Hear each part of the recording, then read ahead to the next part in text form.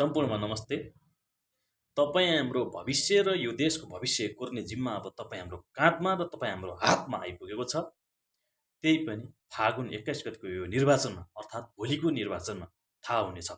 तपाईँ हामीले आफ्नो भविष्य यही देशमा कोर्ने कि खाडीमा गएर कोर्ने आफ्नो जीवन तपाईँ हामीले भोलि निर्धारण गर्नुपर्ने अवस्था आएको छ। र यो देशको भविष्य दुनियाँमा कसैको गुलाम नबनेको यो देश आज तपाईँ हाम्रै कारणले गर्दाखेरि तपाईँ हाम्रै मताधिकारको दुरुपयोगको कारणले गर्दाखेरि आज गुलाम बन्नुपर्ने अवस्थामा आइपुग्दैछ। तर त्यसलाई अझै पनि बचाउनका लागि त्यो गुलाम बन्ने अवस्थाबाट माथि उकास्नका लागि यो देशको भविष्य निर्धारण गर्नका लागि तपाईँ हामीले सही र असल व्यक्तिलाई मतदान गरौँ।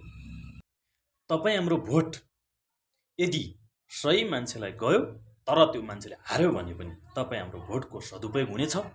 तर तपाईँ हाम्रो भोट गलत मान्छेलाई गयो र त्यसले जित्यो भने तपाईँ हाम्रो भोटको सदुपयोग होइन त्यतिखेर दुरुपयोग हुनेछ।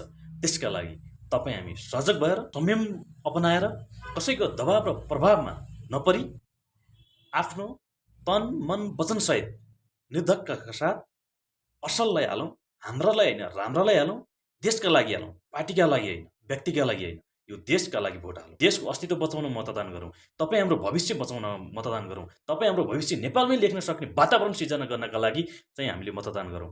कुनै पनि व्यक्तिको प्रभावमा आएर कसैको लोभ लालचमा आएर चाहिँ मतदान नगरौँ।